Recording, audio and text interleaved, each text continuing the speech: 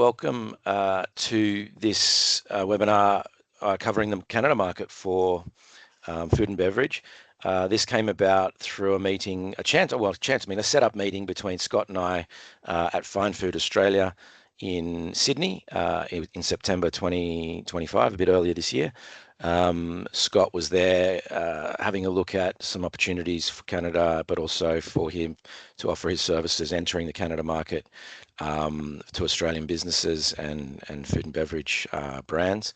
And we mentioned that it would be good to have a look at Western Australian businesses and potentially do a presentation about the market and what's been happening in Canada, obviously with trade being a major factor over the last 10 months or so into North America, both for Australia, but also the rest of the world. Canada has become much more of an interesting market, I think, for Australia to look at.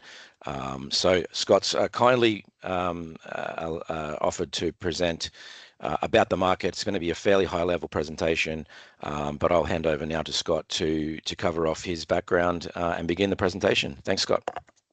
Thanks, Simon. Great to meet everyone today.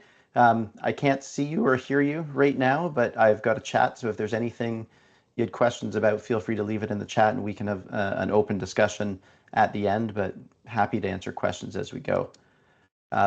So a little bit about myself. I started my career as an exporter. So I first started my career in Bangkok, Thailand, working for a rice exporter and cooking oil manufacturer. I was basically given no playbook, just told go out and find some markets outside of Thailand for our products. And so what I found was working blindly. It was really hard to learn about different markets. You really need to have some type of local knowledge.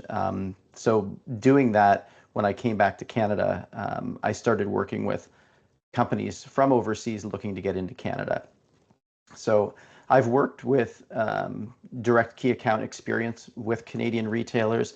I've worked with inside of distributors and worked as representative of foreign companies in Canada, helping them understand the Canadian market and be ready to go. So I've worked on costing, packaging design, Canada and US compliant packaging, key account presentations, consumer launch campaigns. So I've done sort of the full range of activities to grow in the Canadian market, but all focused on companies from outside of Canada.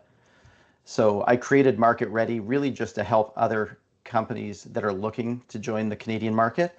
And really the goal is to get people up to speed before they come into Canada so that they can operate on a level playing field with domestic companies, understanding all of those knowledge gaps that you don't have about the market so that when you come in and speak with a buyer, you're ready to go. And I do still work every day with companies as a manufacturer's rep. So my knowledge is current and up to date. I'm working with the retailers and distributors on a day-to-day basis. So why Canada? So the changing global trade environment has really forced Canada to look at changing their trade partners. Obviously, Canada has a long history with the United States, just below us. About 80% of our trade has been with the US over the years. So recent changes in US policy has really forced Canadians to look elsewhere for relationships. We've got a great shared history, Australia and Canada, both part of the Commonwealth. It is a natural partnership. And also the CPTPP really allows for duty-free trade on a lot of Canadian and Australian products. So it's something to consider here. As other free trade agreements are drying up, the CPTPP is something that really helps companies coming into Canada. A couple of things that high level that food exporters get wrong when you're coming to Canada. One is that Canada is not just a smaller version of the US. So we're a cultural mosaic. When people immigrate to Canada, they bring their culture with them and they keep their culture. It melts together as a greater Canada. The US is somewhere where it's America first. People are really looking to sort of have a homogenous society. So we have different cultural approaches. We also have a little bit more cautious approach to doing business. I think we're a little bit more similar to Australia in that sense, is that, relationships matter and long-term partnerships are very important to Canadians. The other thing that I think is key is our bilingual and regulatory requirements for packaging.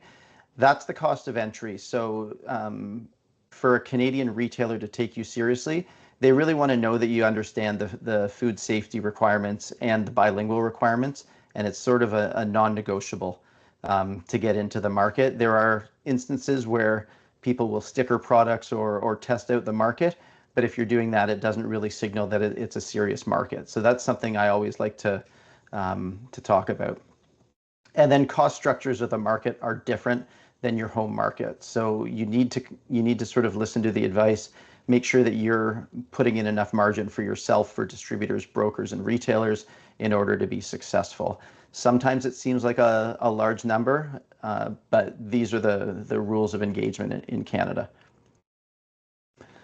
So for today's agenda, what we're going to do is a quick intro to Canada, high level, our demographics, our sort of geography. I'll talk a little bit about Canada's retail landscape and how it actually works. I'll tell you about the different retailers that play here and the different segments that play. Then we'll talk a little bit about how Canadian retailers buy from exporters, high level cost structure and financial expectations, a little bit on packaging and regulatory, and then I think we'll open it up for opportunities for Australian companies. And I think it's important for me to know a bit more about what you're doing, and then we can have a little bit of a dialogue on that. So hopefully it's a good start for us today. So Canada, it's a big country. As of 2025, we have 41.5 million people. So this has really grown rapidly over the last 10 years. We've grown quite a bit. I still think of Canada as a country of 30 million, but we've grown since then. The population is concentrated in 4 provinces, British Columbia in the west and Alberta, and then Ontario and Quebec. So 86% of the population is based in these provinces. So that's really where the business is done. Smaller population bases here in Saskatchewan and Manitoba, what we call the prairies, Atlantic Canada over here, and then the territories up in the north. They're all quite small and a little bit more complicated to distribute to. So people tend to focus on the major provinces here. This is sort of a breakdown of where the provinces are, so you can see the breakdown of the million. And I think Simon will send the presentation after to everyone. So we also have a rapidly diversifying population, especially in the major cities. So, probably not too dissimilar from Australia. Our growth is not coming from an increasing birth rate, it's coming from immigration. And so what that's doing is bringing really international and cultural differences to Canada. The urban centers are where this grows. So you're seeing a lot more culturally specific foods. In 2021, our government census recorded over 450 different ethnic or cultural origins, 200 places of birth, 100 religions, and 450 languages spoken in Canada. So diversity is really key to the Canadian market. So the most common origins, Canadian, English, Irish, Scottish, and French. This is sort of historical, with large European communities, German communities, Italian, Ukrainian. We also have a large growing Asian population. Chinese, Indian, and Filipino are the largest groups coming to Canada. Racialized groups, sort of visible groups, would be South Asian, Chinese, and Black. Makes up about 16% of Canadians. And then Filipino, Arab, Latin American, Southeast Asian, and West Asian make up the rest. Now, we also do have an integrated Indigenous population throughout Canada, and that's 6.1% of our population. So taking this a step further, there's regional variation where the immigration is. So in Ontario, our largest province, there's a large share of South Asian, Chinese, and Black populations, typically coming from the Caribbean. British Columbia, closer to Asia, we have a larger Chinese and South Asian community, have the highest proportion of Sikh in the country at 5.9%. In Quebec, which is our French-speaking province, we have the largest Black and Arab populations. A lot of the immigration to Quebec comes from places where French is the first language. So we're seeing a lot of sort of African and Caribbean populations will come to Canada, as well as most of the Arab population is from Lebanon. And then the prairies, again, South Asian and Filipino communities, and Atlantic Canada is a smaller and growing portion of the different races. So I'll move on to the Canadian retail landscape. So in Canada, we have a lot of different formats of retail. Each retailer will have versions of these types of markets, and I can go into that in the next few slides. But there are hypermarkets, sort of larger supermarket/department stores that work together, having food, general merchandise, clothing. We have traditional grocery stores, which would be very similar to a Coles and Woolworths in Australia. Discount grocery stores, similar to an Aldi, not as nice. Specialty retail, a little bit higher end. Natural channel is growing, and if you know Whole Foods in the US, you could understand the types of stores that we would have there.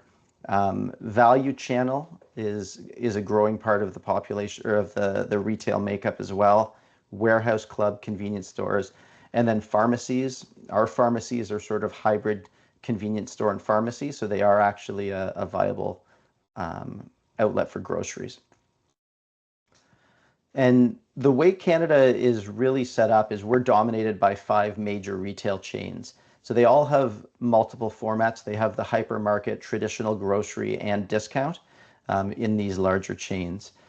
The benefit of these are you do have a large scale and national exposure to drive volumes. These are mostly spread out throughout the country. Walmart, Loblaws, and Sobeys are national, coast to coast. Metro is Ontario and Quebec, so they span the eastern part of Canada. And then Pattison Food Group is a large chain in Western Canada.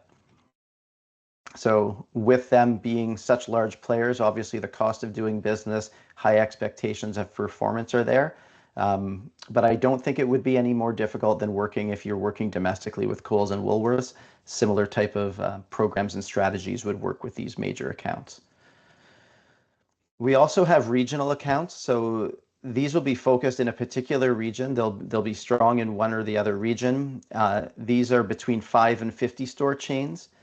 They drive a reasonable amount of volume, and they are actually a lot more open to new products as smaller retailers. They're not as expensive to do business with, and they don't have as long buying cycles as some of the other larger retailers. Natural grocers, they would be similar in size to these regional grocers, but they do focus more on natural and organic products. So they have fairly strict requirements for what products can come in. Certain ingredients aren't allowed in their stores. So you need to understand what you can and can't present to them. They're not the right fit for everyone. Pharmacies, again, our pharmacies are a hybrid of a pharmacy and grocery store / convenience store. So what you're going to find is convenience products like snacks, health food products tend to do well in these retailers, but they are quite large. Shoppers Drug Mart, as an example, has 1,100 stores. So if you do have a product that fits in it, it's definitely a viable model. And then convenience stores, again, 7-Eleven obviously is a well-known convenience store. Circle K is one of the largest in the world. And On the Run and Hudson News, smaller type convenience stores that would be in more with the petrol and convenience stations. They typically have a lot of stores, very specific products that work for them. And they do have higher margins, so the pricing in these stores are a little bit higher than traditional retail. And then the value channel, Dollarama is leading the way in this. So it's a dollar store. They've recently acquired the Reject Shop in Australia, and I think you'll be seeing it change over to the Dollarama banner soon. Typically, the Dollarama has been around in Canada for about 30 years. It used to be sort of trinkets and craft, but they've really stepped up their food game now. And what they're trying to do is add value and allow people to stretch their grocery dollar a little bit further. So very basic staples do really well in there. They're easy to do business if you have the right product at the right price. Dollar Tree, Giant Tiger, and Bulk Barn are sort of smaller versions of this that compete with Dollarama, but they don't have the same size and scope. And then for club stores, we have Costco. I think most people are aware of Costco, similar model to what you would have in Australia. There's about 100 stores, 100 clubs in Canada. and then independent retailers. So major grocers really are dominating the market, and you're starting to see the independent grocers shrink. They're not as relevant. They don't have as much buying power. So they're still an option in Canada, but they're getting harder and harder to work with, just as they're not getting the traffic that they used to. We also have a direct-to-consumer model, Amazon.ca, Shopify having your own site. Walmart does online shopping as well. I believe we're sitting at around 4% of grocery sales now are going through e-commerce. It's not as big, it's not as efficient as the US. Similar to Australia, we're a big country with a lot of space in the middle, so logistics costs really drive up the cost of this. So what we're finding is retailers are looking to the sort of click and collect, or shop and pick up the product. But this is something that is expected to grow in the next few years. It's also a great way to enter the market and build a reputation for your product, because you're able to have reviews on the site. You're able to communicate directly with your consumers. So it is something that I recommend as part of the strategy, but it's usually not the primary driver for Canada. So how do Canadian retailers buy from exporters? So Canadian retailers are always looking for new products to remain competitive, and for years they've looked domestically and to the US. European brands, just through generations of European immigrants, the Italian food, Greek food, French food has always been popular here. But because of different trade programs, Canadians are really looking to diversify from our current trading partners, especially one of them. And so it really opens an opportunity now for new countries to really come in and make themselves known in Canada. One of the challenges, though, is that most retailers, they don't have the resources to source globally. They sit in their offices in Canada and will attend some local trade shows, but they don't have that ability to go out and find new products in countries like Australia, New Zealand, other parts of Asia. So it's an opportunity to bring products to them and show them. And these retailers typically will rely on some of their trusted partners to bring them products. So partnering with someone already that has the local connections is a great way to get product in front of the retailers. And then attending some of the trade shows is a great way as well. So there are a few Canadian trade shows that I recommend for grocery products. Cial Canada is an offshoot of Global Cial. They've got a show in Toronto and Montreal alternating years. It's a very international focused show, so when the buyers are coming there, they're expecting to see brands from overseas presenting. CHFA now is a natural health products show, but it has really grown into one of the more trendy shows. So there's a lot of energy at the show. There's a lot of new products, new startups coming, and definitely one of the hottest shows in Canada right now. They do two shows, one in Vancouver, which is in February or April, depending on the year, and then one in Toronto. So this is something that I attend every year, and it's probably one of the best right now in Canada. Grocery Innovations Canada and Grocery and Specialty Food West. This focuses more on the traditional retailers, a little bit smaller show. It's something that it's worth taking a look at, but doesn't have the volume of the other two shows.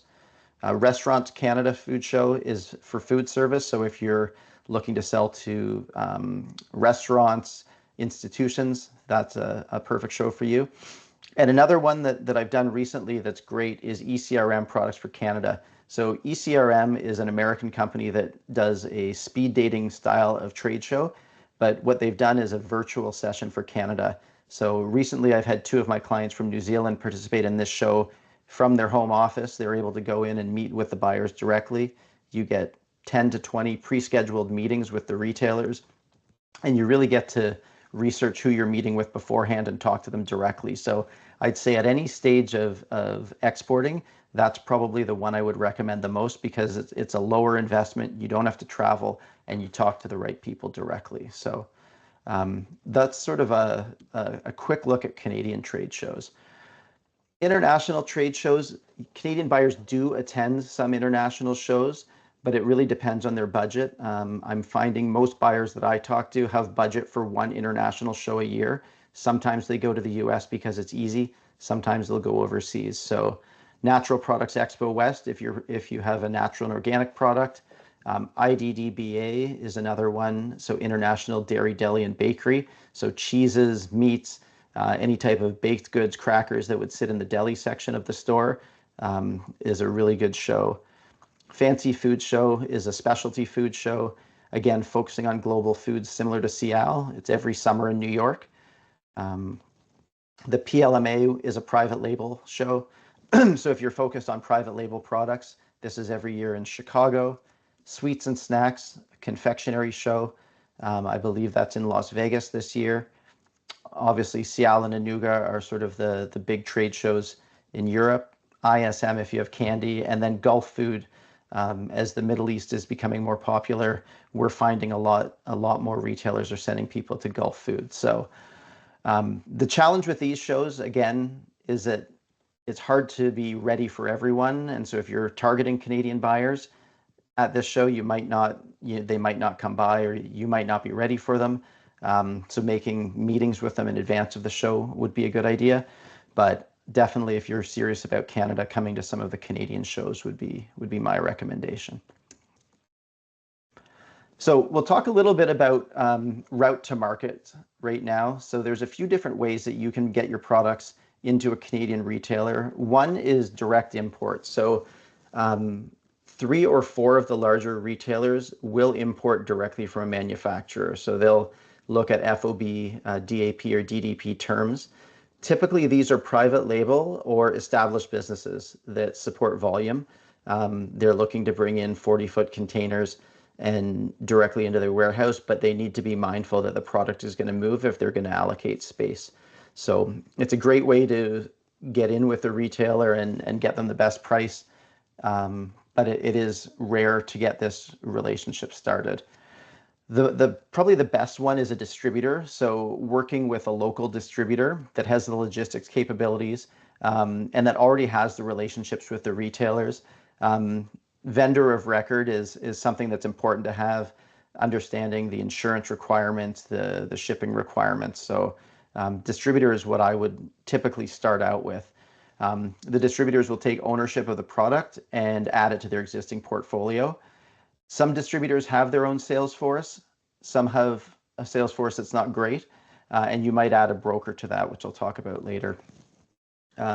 There's also self-distribution. So if you are looking to come to Canada, you can set up as a foreign company in Canada and use a 3PL or use your own warehouse. This is something if you're looking at a more long-term investment in the market, gives you a little bit more control, but again, you're going to have to set up a lot of relationships with retailers. It might be easier to start off with a distributor, but self-distribution, I think if you're in for the long game, would be an option. And then a broker is someone that acts as your sales agent. They can be layered onto any one of these models, and where the broker helps is they understand the complexities of the retailers. Typically, they'll be representing multiple brands, so they'll have multiple meetings with the retailers. They know when all the category reviews are happening. So they're really a good partner to have. And you can layer that on top of any of the different models. Now, retailers here also have review schedules. So I've really just kind of taken a look at 3. So the major retailers will have 1 major and 1 minor review per year. So they'll be looking at, for example, the cracker set and say, we're going to take a look at products every January and make a decision and launch in April. So you need to be ready to meet them, present all of your details in January, and be able to ship in April for this. They might do 1 minor review per year, where it's if they're missing something, if they're seeing something that's in all other retailers that they want to have, they might take something in, but typically the heavy lifting will be done once per year. And that's because the category managers will have multiple category responsibilities. So once they're done making the changes to that set, they're going to move on to their next set and have 2 or 3. They don't like to be bothered off cycle with new products. It's something that's when you get ignored emails and say, thanks very much, come back to me at this time. So it's something to be aware of if you're working with a retailer in Canada. Find out when their review schedules are and be ready to present at that time. And when you do show up at the meeting and you present everything, the expectation is that you're ready to fulfill. So if they've got a review in January and want the product in April, you need to make sure that everything is lined up like you're going to get that product listed and shipped, because they don't like to have to find a new product for their shelf if they've already allocated your product. The independent and natural accounts, they're a little bit more flexible. So they've got frequent reviews. They're trying to compete with the bigger players. So if they can bring something in 6 months before one of the majors do, that's a competitive advantage to them, and they may not have that advantage in price. So that's something to keep in mind, is it's a little bit more flexible way to get into the market. And then the other ones, club stores. If anyone is familiar with Costco, they do rotations in Canada. So they'll be looking for new products a few times a year. If the product does well in the rotation, it might get a permanent slot, but they'll have hurdle rates that you'll need to meet in the store. So if you can meet those hurdle rates, you have a chance of becoming a permanent product. If not, what you look to do is have a rotation where they'll commit to a certain quantity of product. And then once the product sells through, that's the end of your relationship on that product, or they'll bring you in full time. And then convenience does have a little bit more flexible review schedule. They have a lot of flex space in their stores, so you're able to meet with them a little bit more frequently. Hopefully we're not going too fast here. Everyone taking notes, we're good? Okay, so cost structure and financial expectations. We're going to talk very high level here. Nothing is set in stone, but these are really just guidelines as you're kind of looking at your cost of doing business in Canada. So the first one I'll talk about is distributors. So distributors are going to have multiple service levels, and it's rare to have full transparency from distributors. So a small specialty food distributor might just want to buy the product from you, agree to the margin, and then say they're going to do everything. They don't really want you to get involved. Others are the opposite, where they really want you to be involved with them day to day, educating their sales team, supporting them on their promotions, and getting ready to sell your product. So a typical distributor in Canada is looking for a 25% margin. And that's sort of I like to say it's a net margin, because they always find additional opportunities to add to this number. So it's a typical starting point, and it doesn't include funding of promotions. So with a 25% margin, they're going to expect that you pay for any type of off-shelf promotions, scan backs, end caps, or displays. A 35% margin for a distributor usually would mean that they're going to contribute in some way to the promotions. They'll have it built in where they're giving discounts to some of their accounts. They may not cover all promotions, but they're going to cover some. So between 25 and 35% is definitely what you should consider if you're working with a distributor. They also have additional services that would be charged over and above. So merchandising, going into the stores, making sure everything is on shelf where it should be. It's not always included, so it's best to ask. Building displays, so floor stands, I think would be what you would call it.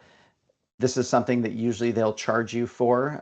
They'll buy the corrugate, or you can give them corrugate to make a display, and then they'll charge a cost to actually assemble them and ship them out. GS1 management, trade shows, and consumer marketing. So if the distributor is participating in one of these trade shows, they might invite you to join the show, and then you might get a bill after the fact. So if they're asking you to go to a trade show to support the business, find out if you have to pay for that. A broker is layered onto a distributor or another type of model, and typically they're not going to work for free. They are looking for a retainer until your sales meet a minimum commission level. So a typical broker is going to be about 5 to 7% of sales. You can get it down lower, but usually there's going to have to be a certain volume of business. And then they may ask for a $500 to $200 or $2,500 retainer per month. Some of them ask for more, but this is sort of a reasonable amount. And the reason why is the distributors and the brokers, they don't want to take the risk, so they don't want to have their sales force engaged if there's no payoff for them. So In the past, I've negotiated to have this taken off of future commissions if it's a long-term play, but they are going to look for something up front in order to work with you. And if they don't, they may not have the relationships that you need to get into the market. So I would say don't discount someone asking for a retainer, but be mindful that that's sort of maybe the first 6 months of your relationship with them. You might have to pay up front to get them to work on your brand. Brokers also do have some additional services, so EDI, GS1 maintenance, MCB, which is retailer chargebacks, deductions administrations, customer service, order desk. Brokers do have some degree of support on this. Some will include it and some will not. So I think when you're talking with a broker, it's important to ask them what services are included in what they're charging you. And then the retailer margin requirements. So each category is a little bit different. For planning, I'll say 40% in dry grocery and center store. Some retailers that are looking for more aggressive price points are going to take 30 to 35. Some that are sort of a higher end, fancier store might take 50 to 55. So it really depends. And you can see this across the market if you do a retail price comparison. As an example, if you sell a cracker at one of the retailers, it might be selling for $3. Another one it might be $3.99. Another one it might be $4.49. It's pretty standard across categories. So as you do your research and look at what your competitors are selling for, you'll notice who's taking the higher margin and low margin.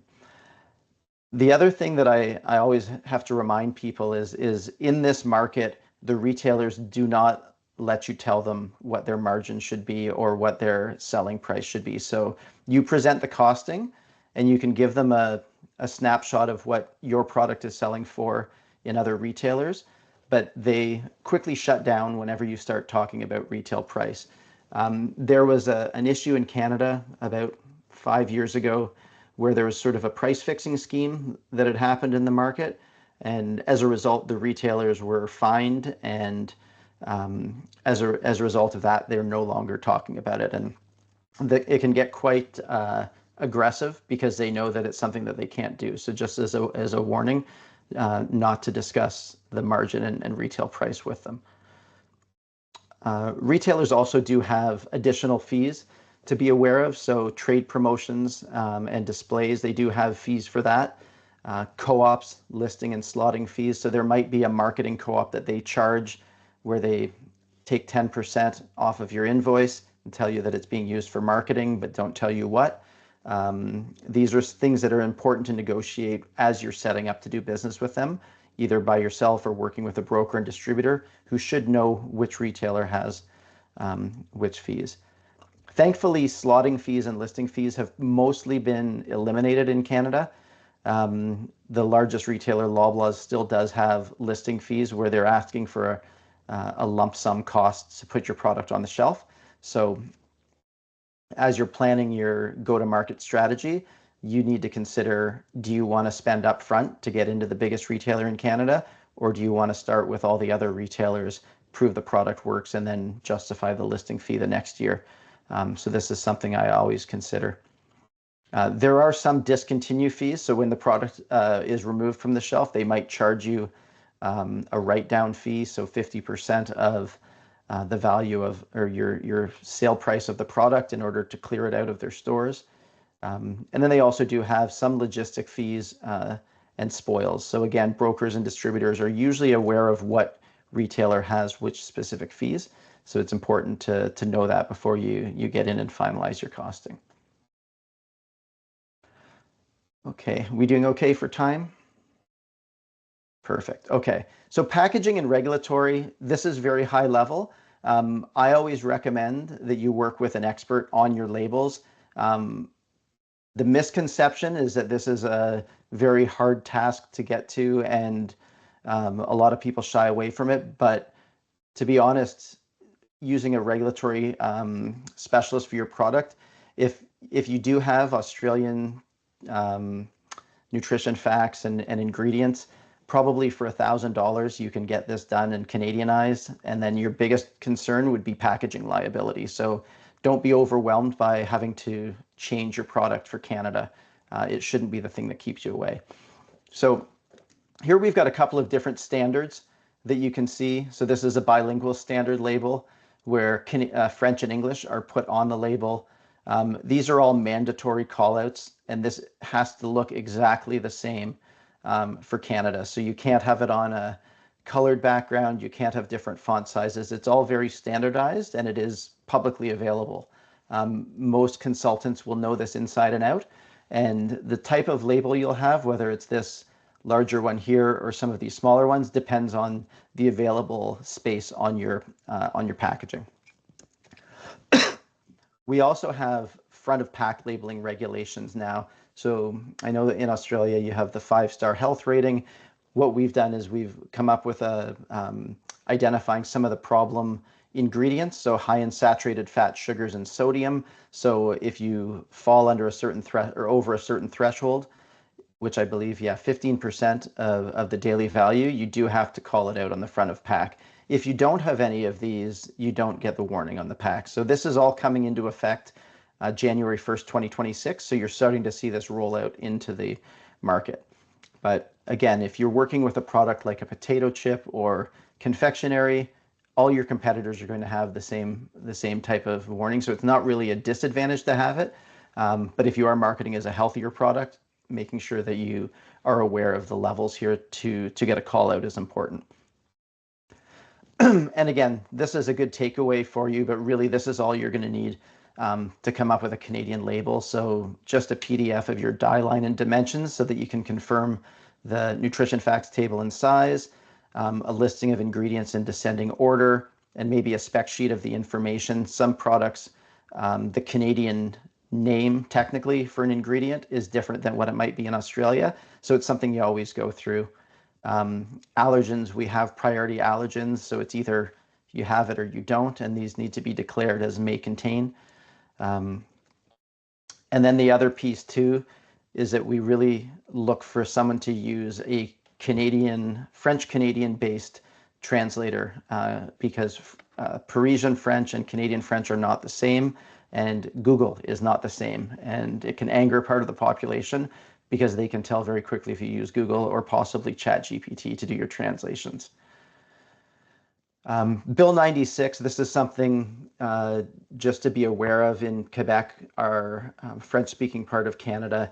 They really are working hard to preserve the culture, and so they've increased the strictness of their regulations now, where all English and French needs to be the same size font, including non-registered trademarks. So the name of your product, even if it's a trade name, it does need to be translated into French. So this is something a translator and a packaging specialist will know about, but this is something I wanted to call out. So again, this is a little bit of a repeat. So different products have different label formats, and you can really choose your best way. So I'll show you an example of a few products here. So this is Cheerios, a well-known cereal in Canada. What you can see here is on one side of the pack, it's all English. The other side, it's all French. So this can be merchandised in the French-speaking part of Canada, French side out. Same with the nutrition facts. So we just have an English nutrition facts on one side and a French on the other side. So that's one way of presenting your product. This is another way, and this type of packaging usually drives people crazy from outside of Canada because they think there's too much text. But as you can see, everything's equal size and put together. As Canadians, we're used to seeing twice the amount of text on our products that people in Australia are. So it might not look great to you, but it's normal to us. You can see the ingredients and nutrition facts in English and French. And this is one of my old clients from Australia, Olina's Bakehouse. It's a Mondelez-owned company. So we launched in Canada a few years ago, went through and made the change. So you can see here the Australian nutrition facts in the format that you're familiar with. This is what the Canadian version of it is. We had to take off the romance text here, but what we decided in this product was that we wanted to have equal facing, so much more bold. So we had an English side and a French side. This is another product that I've worked with, Zappo Candy. Again, not much of a difference between the two products between Canada and Australia, but you can see we've had to reduce the font here for the flavors. We've had to fit the Canadian nutrition facts in. It's a little bit different format because the available packaging space was there. And again, best before date, we have very specific ways to write the best before date. It has to be year, month, day. So this is here. And then the front of pack labeling because of high in saturated fat and sugars. So again, just subtle differences, but they do matter in Canada. And then opportunities for Australian companies, really just very high level. We're looking for alternatives to American products. Plain and simple, Canadians are feeling a little bit hurt by what's going on globally, and so they are actively looking at shelf at non-American products. Australia has a great reputation as a country with a strong food safety culture, and also known for social and environmental responsibility. So I think something like that resonates with Canadian retailers and consumers. I think the level of trust with an Australian business is something not to be taken for granted. We also have premium natural and clean ingredients is something that Canadians are looking for. I always like to have tried and tested products. So if you have an example of your product is doing well in Australia and maybe one other export market, takes away the risk for a Canadian retailer to think about bringing you on shelf because you do understand how to do business and you understand how to export. So they're probably more willing to listen to you about your products. And then unique producer stories, again, craft production or stories about links to farmers or agriculture or different groups is something that does resonate with Canadians. We do like stories. We do like connecting with the people that make our products. And with social media, you are able to tell a little bit more about that. So that's something that I think is worth considering. I don't know what everyone on the call does, but if there's any specific questions about your product and how it would fit into Canada, then we could take a look at that. So that's where I'd like to end and open up to some questions. I see there's some questions coming in the chat, but I was not looking right away, but I'll see if I can access them and answer. You can see those, Scott? You can. I can see these. Right, you might as well just go through them yourself if you can. Yeah. So I've got Lynn saying goodbye, but can email some questions. So yeah, my email will be in the presentation, no problem. And David asking about GFSI and BRC. Definitely. This is something that up until this year was really focused on private label, but there's a lot more scrutiny coming in now for retailers. So they do look at that. And I think what you're going to start finding is that it's going to be the cost of entry into retail here. So I always put that front and center, presenting to retailers. They understand that. And then tariffs and duty depends on your product. I would say the CPTTP is a good asset for Australia-Canada trade. A couple of the quirks that we have is we really protect our dairy industry. So dairy products, what you would need is to have someone that has quota to bring in dairy products, cheese, yogurts. So that's something to consider. But David, if you tell me about your product, I can maybe guide a little bit more. And I think there's an incoming question from Mike. But David, if you want to, can we hear you? Should be able to. Can you hear me here, Scott? Oh, yeah. Yep. Can hear you. Okay.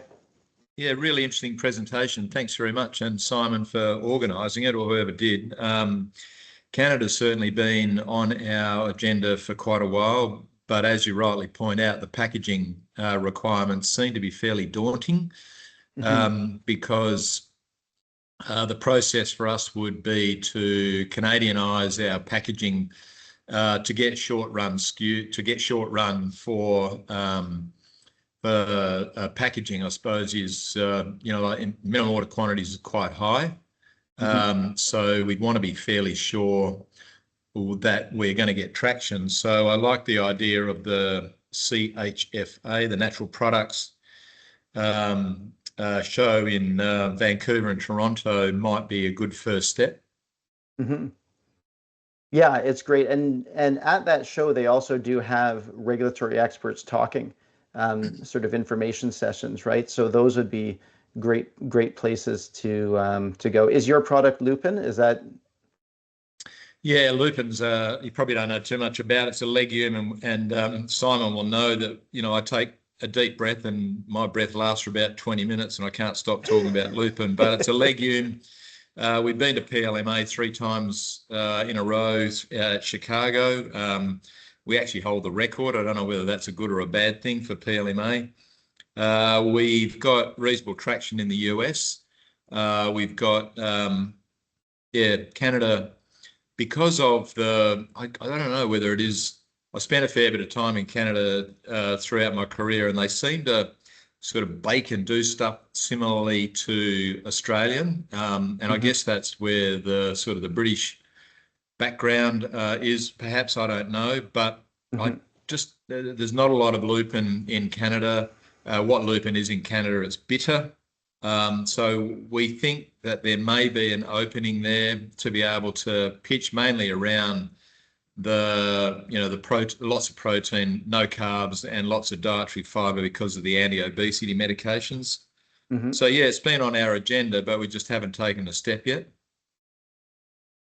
Yeah, it's interesting. I was telling Simon before we started the call that a friend of mine that was just at supply side came back talking about lupin and was really excited. So I can connect you with a regulatory person here to find out a little bit more about that. But yeah, I think CHFA is definitely a good show.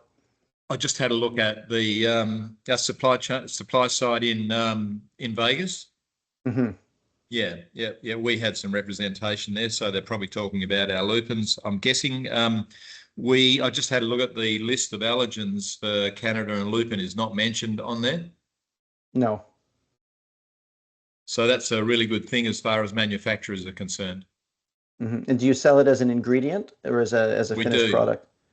We do sell it as an ingredient in a number of forms, for bakery all the way through to French patisserie, superfine flour, all the way through to a split to meet the Indian subcontinent type of demand for things like splits as a dal, or lupin flour as a 50-50 replacement for chickpea flour as a besan. Interesting. Right. I think we've also got a question from Mike about honey. Did you see that one, Scott? I did, yeah. That I don't know the answer, but I can find that out for you, Mike. I know honey definitely, it is treated a little bit differently. I believe there's some standards for honey that you need to follow. So I can see if I can find the regulation for that. But I think it's pretty well laid out on the Canadian Food Inspection Agency website. Okay, great. Look, we're actually over time, and we are recording this, and we'll make it available to others who registered, but also in general. I'm sure we're going to get questions about Canada as we go forward, and we'll be making this presentation available to them, Scott. So that's going to be going on forever, hopefully. Your kind words and your wise words about Canada market. That was a really good presentation. I've thought some really good high level, but also specific content about Canada and some things that probably people haven't thought about the market, and it was good to discuss that with David at the end there as well. So I think unless there's a final pressing question, we might wrap up. Well done, Simon. Thanks for organising, mate. No worries. Thanks, David. And thanks again. Very much. Thanks again, Scott. Any final words from you? The presentation. Yeah, contact is in the presentation. So if anyone has questions, let me know. Happy to connect. And then, Simon, if you wanted to have a follow-up presentation, by all means, reach out, let me know. No, definitely. And again, we'll promote this going forward and get some more people viewing it. But fantastic. Thanks for the presentation, and we'll hopefully have a follow-up. Great. That sounds good. Well, thanks, everyone. Hope you have a good day. All the best. Thanks. Thank you.